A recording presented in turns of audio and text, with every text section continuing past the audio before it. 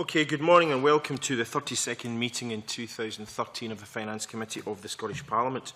We have received apologies from Michael McMahon, who is caught in traffic and will be arriving as soon as possible.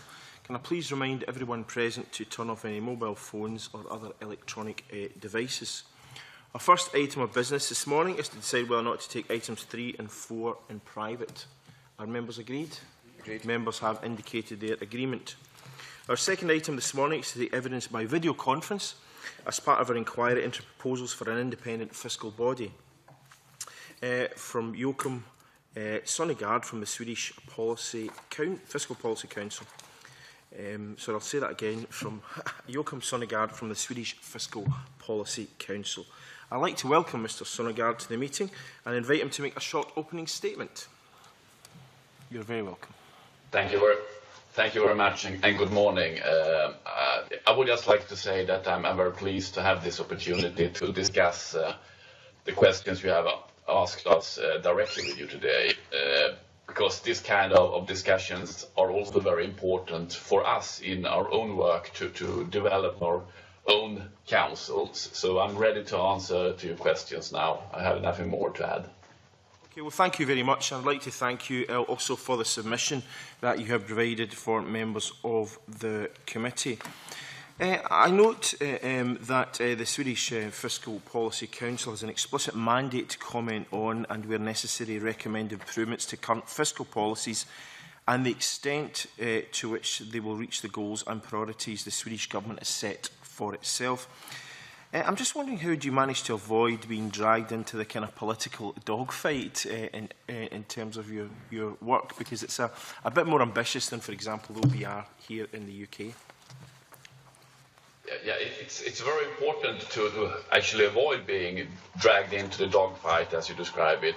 But we try to limit our comments on the fiscal policy to a couple of times every year. We are not commenting upon the daily debate if we don't feel it's absolutely necessary, and that has happened a few times.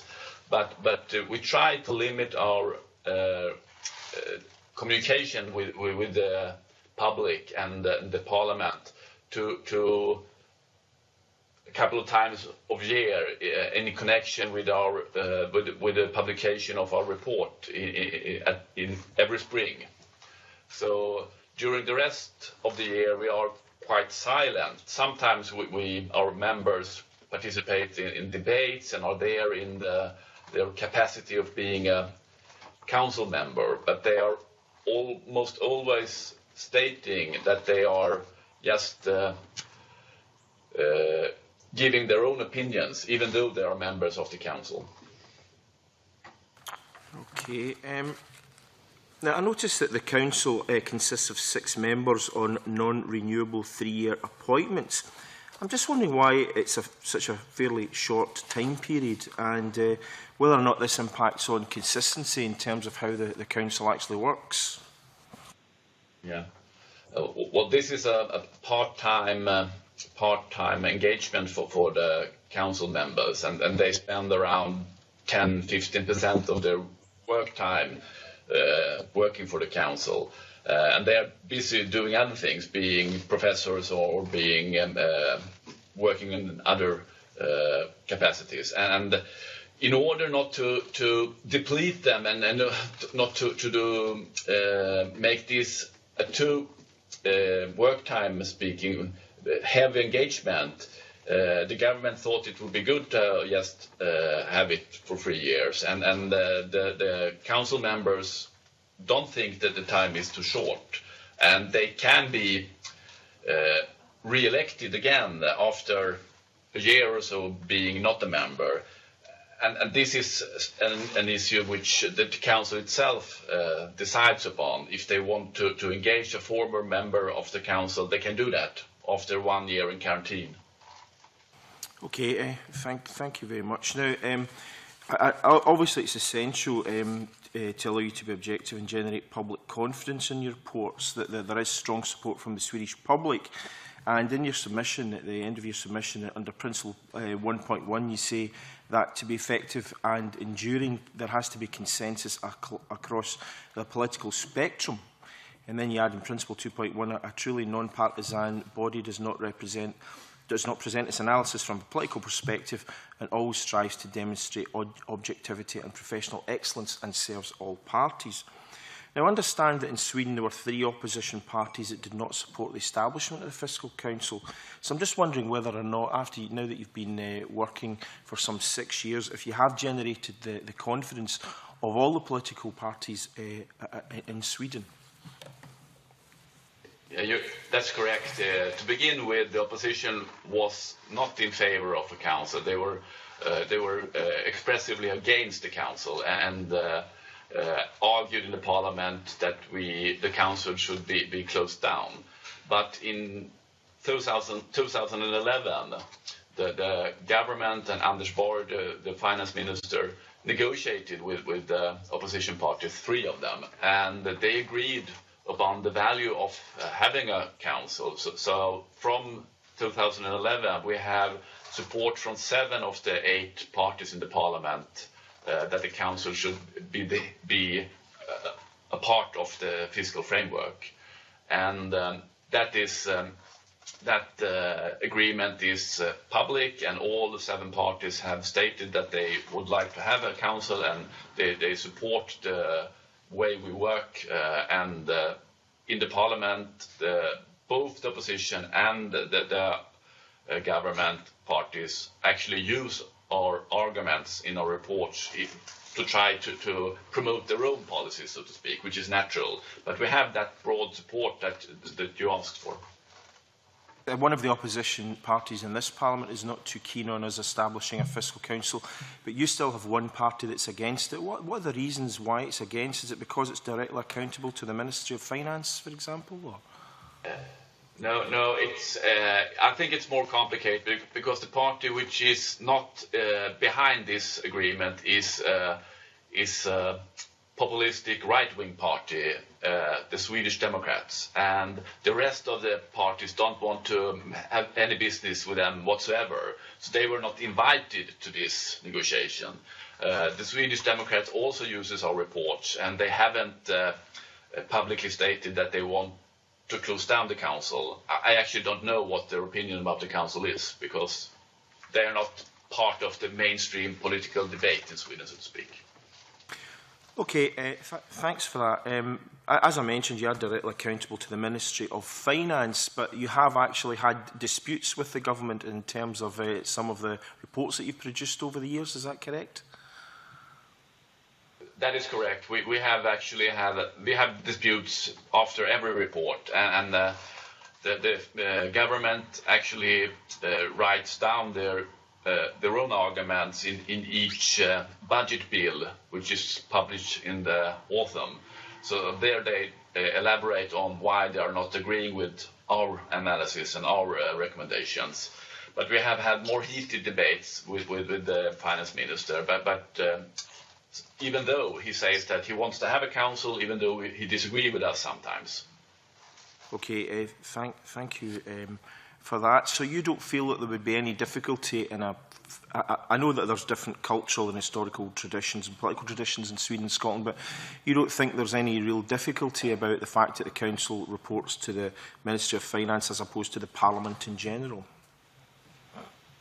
No, I don't think so, but still it might be so in the future that we are to be held accountable by the Parliament. That is something which the parties are discussing right now, I know that. And they might undertake such a change just in order to close down this discussion whether we are independent or not from the government. But as a practical matter, we are independent, but it's easier to respond in international settings, etc., that we are independent since we are accountable for the Parliament. That's one argument for moving the accountability from the Minister of Finance to the Parliament. It's an open question right now.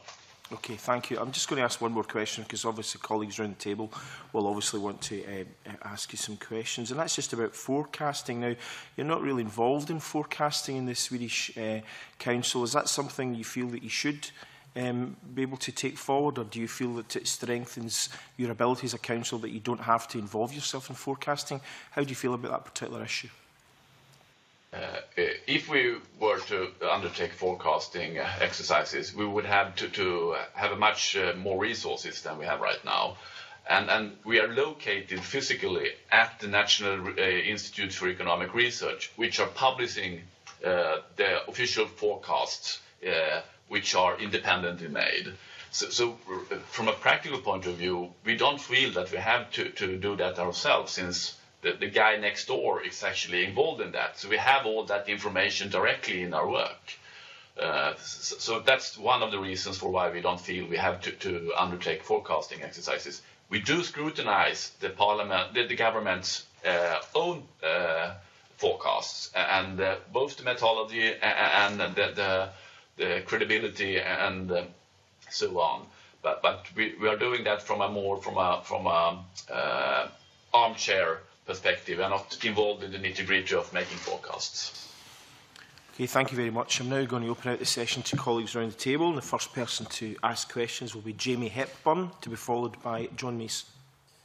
Thank you, Convener, and good morning, Mr Sonnegård. We had evidence from Professor Dave Bell, who's a well-known economist here in Scotland, and he cautioned that we need to guard against seeing a forecasting body as a panacea for the uncertainties surrounding public finances. Now, I'm aware that there are a number of government rules in place in terms of budget setting in Sweden that maybe make this a little different from the context here, but I'm just wondering if this was a concern when your body was established in Sweden. Were you viewed as some form of panacea for any uncertainties in public finances? Not a kind of a silver bullet. This was just to add to the framework. We thought it would be, the government thought it would be good to actually have an independent voice as a regular part of the budget process and the political debate in Sweden. We have this tradition, long tradition of independent economists who are criticizing the government's policies on a regular basis. What this is actually just a way of institutionalizing that tradition. So it's not a silver bullet, but it's a way of strengthening the institutional framework around the economic policy debate and production. Okay, we've got a paper here from the International Monetary Fund, case studies on fiscal councils, and they made the point that the members of your Fiscal Policy Council work part-time for a monthly stipend and have other full-time employment. And when I read that, the first question that occurred to me was, well, does this cause you problems in terms of the work you do? But then, rather interestingly, when I went back to your own report, you kind of made this out to be a strength because it sort of guarantees your independence. So can you talk a little about that, and also, does it cause any problems in terms of trying to balance the other work that the members have? It doesn't. The council is supported by a secretariat which consists of 5 economists. I'm head of that secretariat, and we are working full-time. And we have a constant dialogue with the council members on how we view the policies and how they work to analyze and to formulate criticisms towards the government. And we're doing this every week. We have meetings with the council members over the phone or email or physical meetings. And that is a support for them in their work. And in their own work, if they find that there might be a conflict of interest, they always report that to the rest of the council members. And in cases where there are some uncertainty whether or not this is in conflict with the council's engagement, those members have actually abstained from undertaking work which might endanger the view of us as an independent body. So far we have managed to solve that problem you are hinting at, and you have to do that on a daily basis, so to speak. You can't find any rules or institutional settings in a small country like Sweden to avoid problems like the one you describe. Okay, thanks for that. And in the IMF paper, they make the point that the Council doesn't have a formal relationship with the Riksdag, the Swedish Parliament, but we are aware that you do go along to the Finance Committee there, and you do have a relationship. But the paper also talks about and you've referred to when the ordinance that established your body was revised in 2011. The paper does suggest that some members of your council suggest that it should be an agency of Parliament in order to guarantee its independence. I'm just wondering, is this a big issue, or does this impinge on your work? Are there lessons for us? It's not a big issue. It's a more principled discussion that we have, and almost everybody involved find that it would be, in principle, better if we would accountable to the Parliament. But since the Parliament hasn't got any tradition to have agencies, they don't actually know the work of managing a small agency like ours. And that means that from a practical point of view, it's better for us to have the government to work with, because they know how to allocate budgets and to deal with all the nitty-gritty that you have to deal with when you are an agency. And since the instruction and that we have is clear that the government are not allowed to interfere with our daily work or with our reports, we feel that that's enough in order to secure our independence. But still, since this question is popping up all the time, it might be better for us in the long run to be an agency under the Parliament, so we can close down this discussion, actually. Thank you very much, Sonnegård. That's been very helpful. John Mason, to be followed by Gavin Brown. Thanks, Convener. Good morning.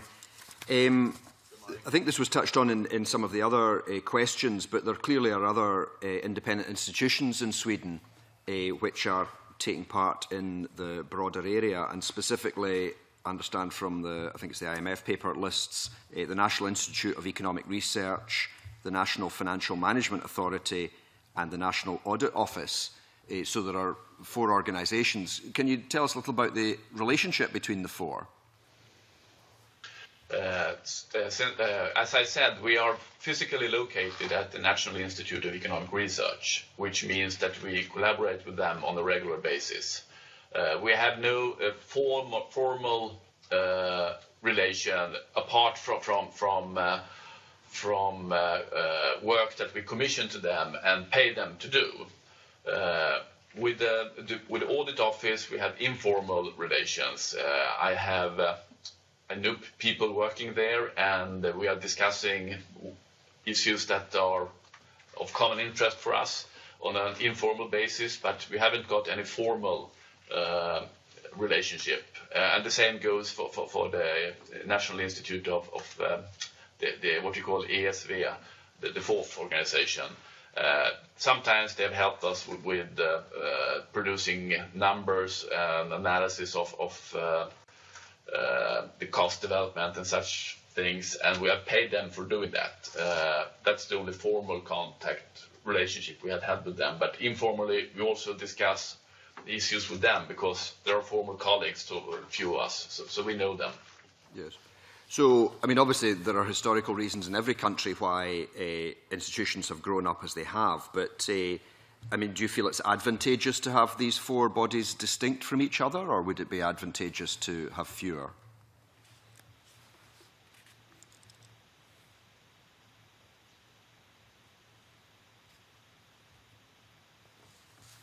Yeah, well, you can easily think of a situation where you just have 2 of them, for example, that we have the General Audit Office and the 3 of them, the other 3, in one body. But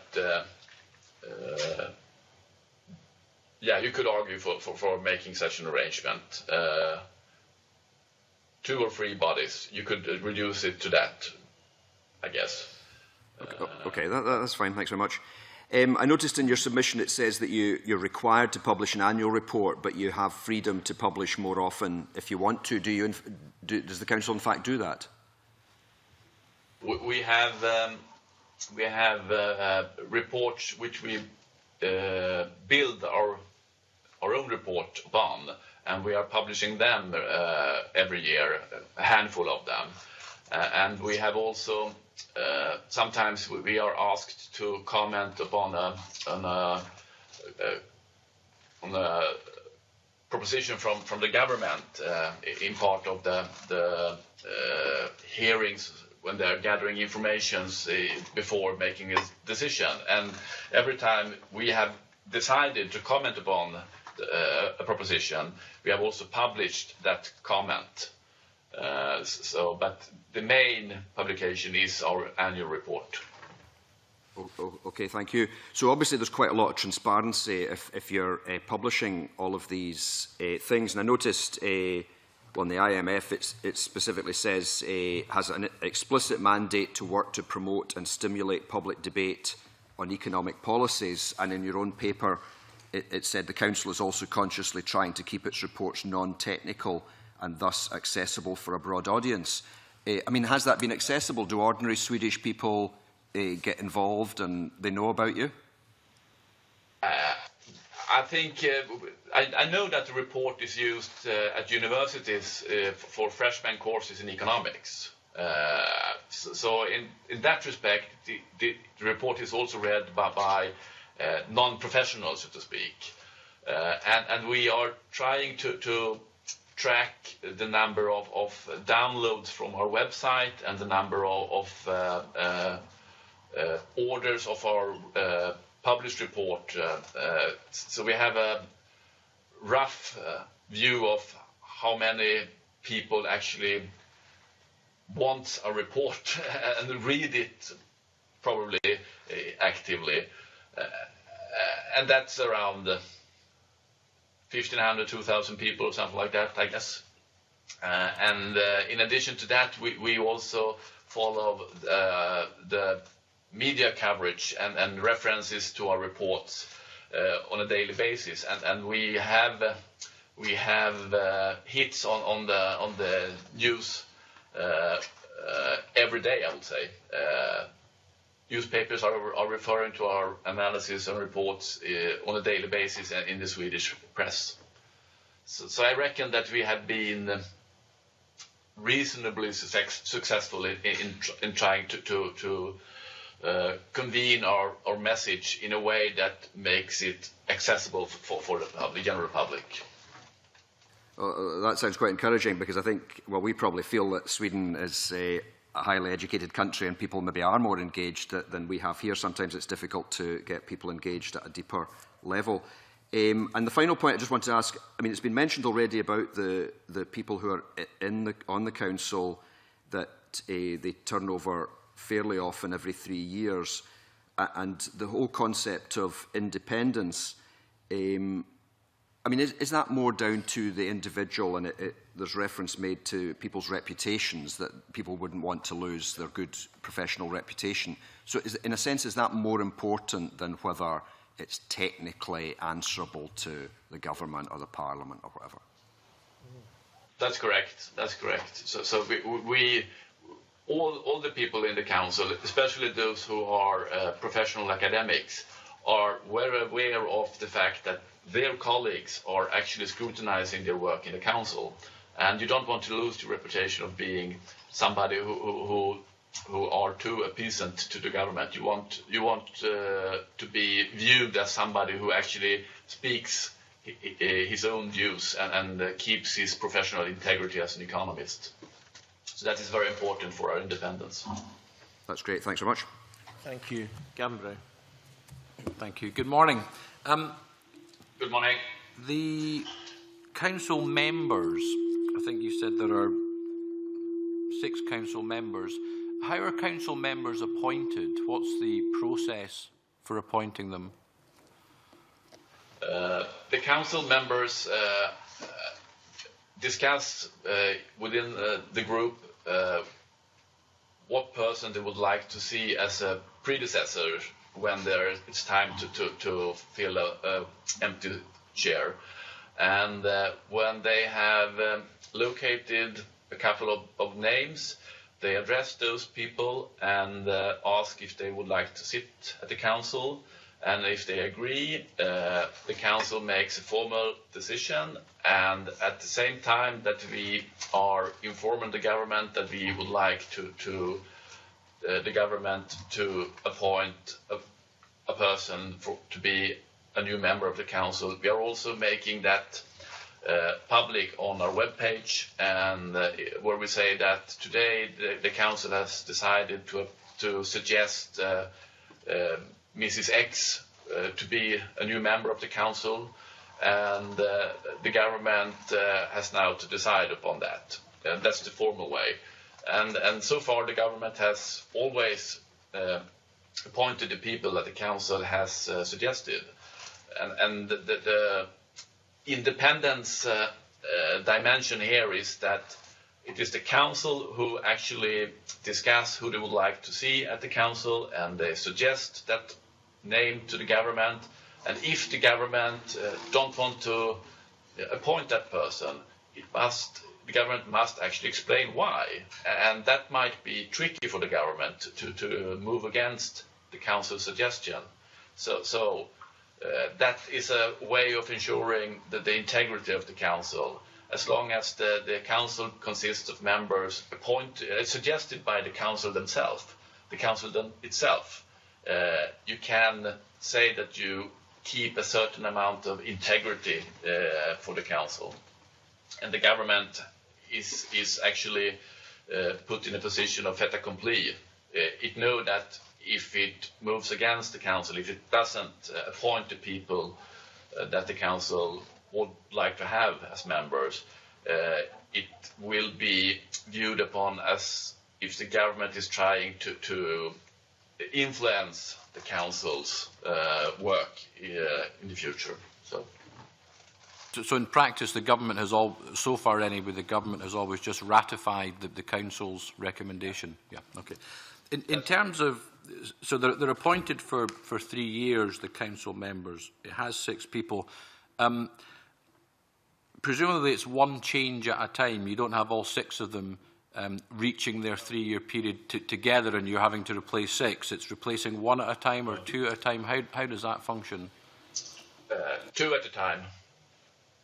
We are placing 2 at a time right now. Yeah. Okay, thank you. The other area I just wanted to focus on, you say in your submission the Swedish Fiscal Policy Council has no formal power. It doesn't endorse budget documents and doesn't produce forecasts and so on. So it doesn't have formal powers. How does the Council, therefore, get information and ensure that those who may wish to withhold information and so on, do they have any means of making sure they have access to everything that they need to have sight of? That is a problem, actually, that we don't have any support in any law to have that access. We have had it in practice so far, but we would like to have it written in the law that we should have that kind of right to ask for whatever information we would like to have. The General Audit Office has that support in law for asking for information, but we don't have it. And we would like to have it in the future. So that is something we are arguing for when we have dialogues with the government and the parliament. Okay, but so far it has worked. Okay, so in practice it's been okay, but theoretically the council would prefer. Okay, and then just my last question, you talk about budget discussions with the government that the council will have, and presumably the budget for your own body. Are those annual discussions, or can you get to a stage where it's agreed for the lifetime of a government, for example? How does that function in practice? That is annual discussion, which I have with the government. The council members are insulated from that kind of discussions.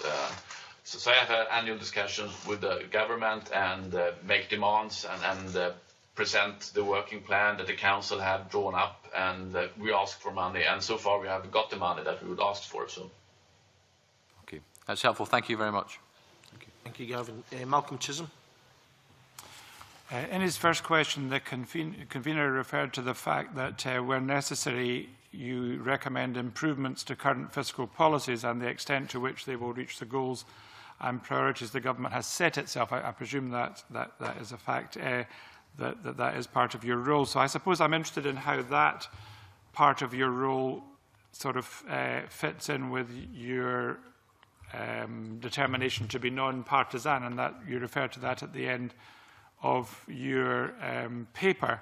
I mean, would my understanding be that in terms of improvements, would you be governed by goals and priorities set by the government and then be looking at what the best way to reach them was, or would you sometimes be treading onto the territory of deciding what the goals, objectives and priorities should be? Well, the goals are actually partly within the framework. In the budget law, for example, it is said that the government must have a budget ceiling, expenditure ceiling for each year. And what we are doing is actually looking at whether the government have an expenditure ceiling and if they manage to respect that ceiling. So we are not discussing the level of the ceiling. We are just analyzing and commenting upon the way the government actually follows the budget law. And it also in the budget law says that if the government suspect that expenditures is going to breach the ceiling, then it is obliged to undertake measures in order to avoid that to happen. And we are looking at the development of expenditure, whether it looks like the expenditure ceiling is going to be breached. And if we think that is a risk, and we also realizes thinks that the government doesn't undertake necessary measures, we are criticizing the government for not doing that. That's one example. And the other objective is the surplus target, which the budget law also states that the government must have and follow. The level of the target is not written into the law. It is the government who suggests and the parliament who approved the level. And as soon as that has happened, we are following up on the government's policies and see whether or not the surplus target is respected. And that's a tricky one to evaluate, since the surplus target is formulated as a 1% surplus over the business cycle.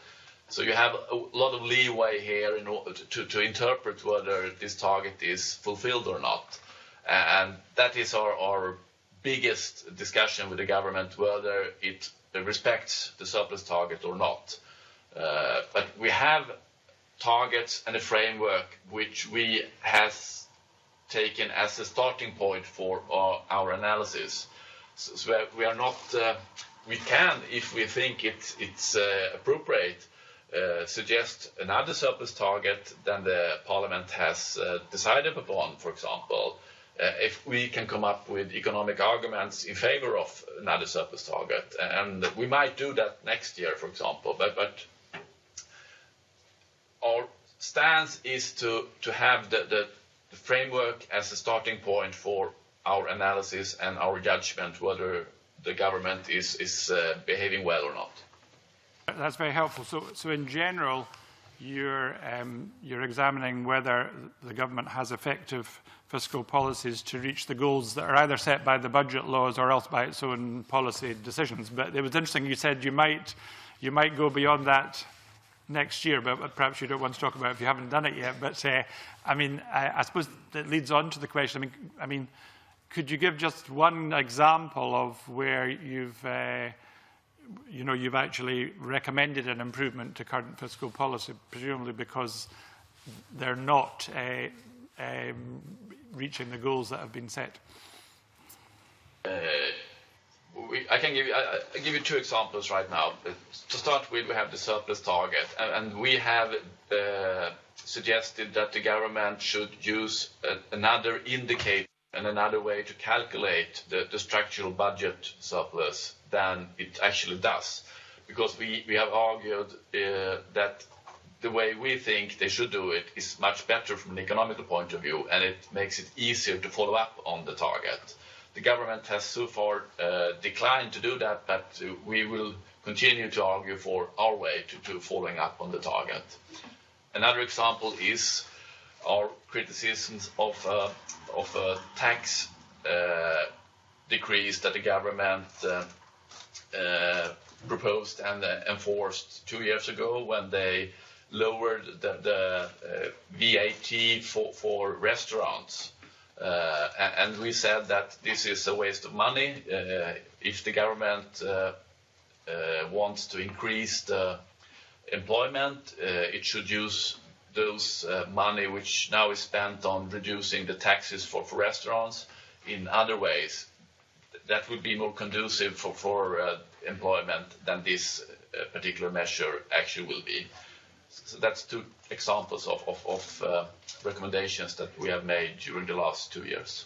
No, that's really helpful and interesting. I mean, on the first page of your paper, you 2 or 3 times you use the word impact, and you relate that. It's interesting the way in which you say, basically, in general, you're saying the impact will be greater in Sweden because of certain cultural and political features of your society. But when you say impact, you've described how many people read your reports, but can you actually give any examples of your reports having an impact? I mean, for example, what was the response to that recommendation on restaurants? Yeah. The response so far has been that the opposition would like to abolish that tax cut and referring to our analysis in order to strengthen their argument. The government has so far restrained from changing the tax and are waiting for results to develop. This is over a couple of years' time you can see the results. So maybe they will change their mind if they continue to be in power. But just recently, in this year's report, we were criticizing the government for the way they were making forecasts and presenting forecasts and not comparing forecasts with other forecasters, both nationally and internationally. And we said that the government should actually report and present comparisons of their own forecast with other forecast institutes in order for the parliament and the public to be better able to judge whether the government forecasts are an outlier or in the mainstream of other forecasts. And the government has now started to do that. And it said in the last budget bill that the Fiscal Policy Council criticized us for giving too few comparisons, too little information around our forecast. And we think the fiscal policy is right, and we are now starting to do that from now on. I mean, you mentioned the opposition party using your restaurant recommendation. I mean, do you find you're being used or invoked by opposition parties quite a lot? And I suppose some people might say that kind of threatens your neutral, non-partisan status. Yeah. But the government also are using our arguments when it suits them to do that. So. Okay, thank you. That's helpful. It's a balance. Yeah. Surely not. Yeah. Thanks very much. That's concluded questions from the committee. But I've got 1 or 2 still to ask myself, actually, Mr. Sonnegård, if you don't mind. Gavin raised the issue of appointments, and he talked about ongoing appointments to the council. But obviously, from our position, we're looking to establish a council in the first place. I'm just wondering what the process was in appointing members to the first council. That's a good question. I actually don't know the details because I wasn't involved, but from what I heard, the government contacted the first chairman of the council, Lars Calmfors, and he had actually been arguing for creating a council since the beginning of the 2000s. So he was one of the intellectual fathers of the idea for council here in Sweden. So I reckon that he he had an influence on who his colleagues in the council would be, but I can't actually give you a authoritative answer on that question. I can just guess. Okay, thank you. Now, in terms of the staff as opposed to council members, I'm wondering how they are recruited and appointed. Are they members of the civil service? Are they employed directly by the council, or is it a mixture of the two? We are members of the civil service, so we are. I'm recruiting my staff myself, and the terms are as ordinary civil servants. Okay, so are you appointed then to the Fiscal Council by the government yourself, rather than? Myself, I mean, yes, sorry, as a staff member. Yes. Yeah, yes. I'm the only one who are appointed by the government, and my term is 6 years, and I have to do something illegal to be sacked. I have the same terms as everybody else as heads of agencies in the Swedish civil servants. Okay, thank you very much. That precludes a question I was actually going to ask. Now, there are former politicians on the Fiscal Council who could serve on the Fiscal Council.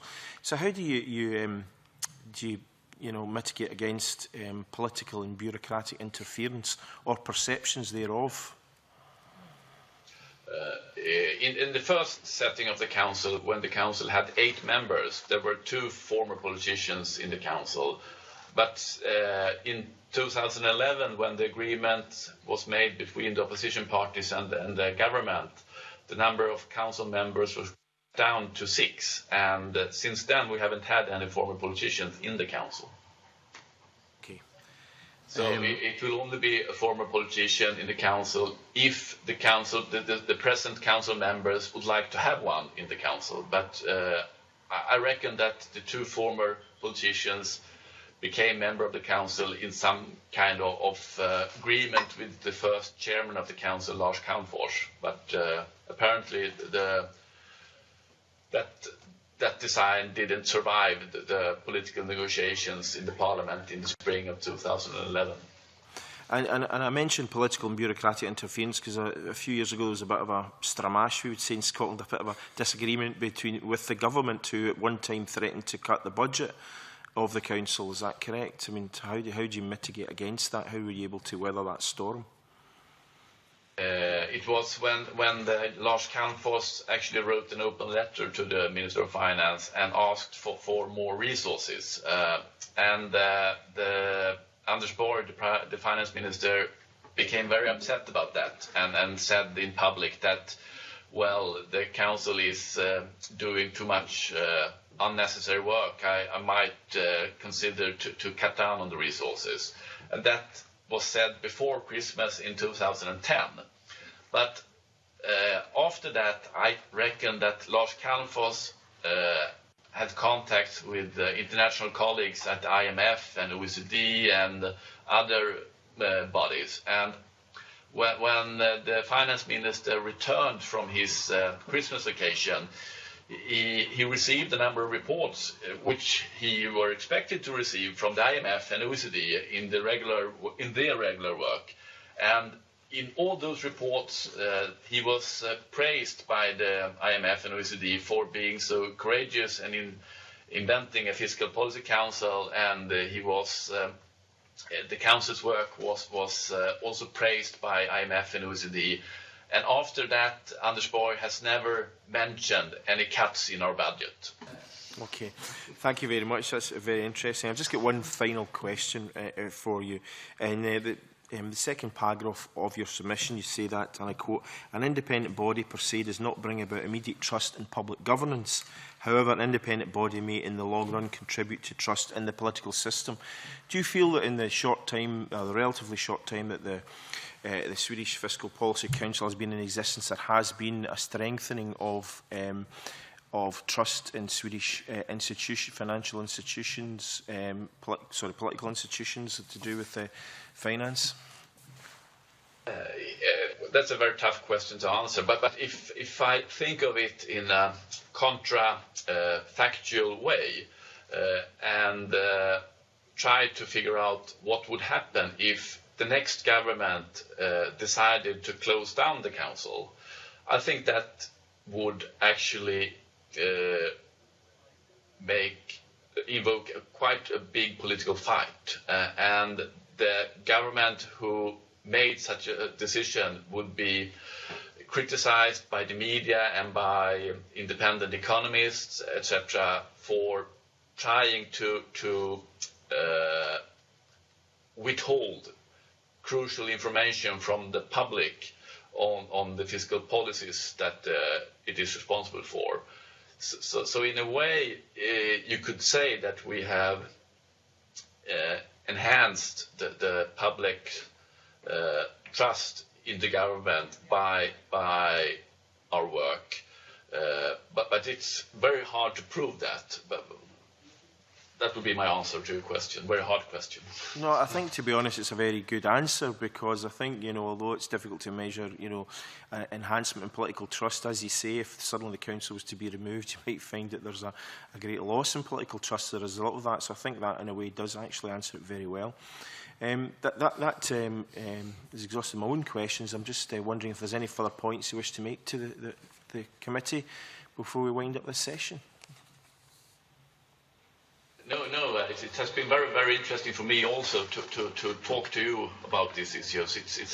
It's good to have an outsider's perspective on one's own daily doings, so to speak. It makes you think more harder on what you actually are involved in. So thank you for being able, for being given the opportunity to discuss this. Thank you. No, thank you very much, Sonnegård. We've been delighted to actually have you in video conference with us this morning, so thank you very much. And colleagues, at the start of the meeting, the committee agreed to take the next items in private, so I'll therefore close the public part of this meeting and call a short recess to allow the public and official report to leave. Thank you.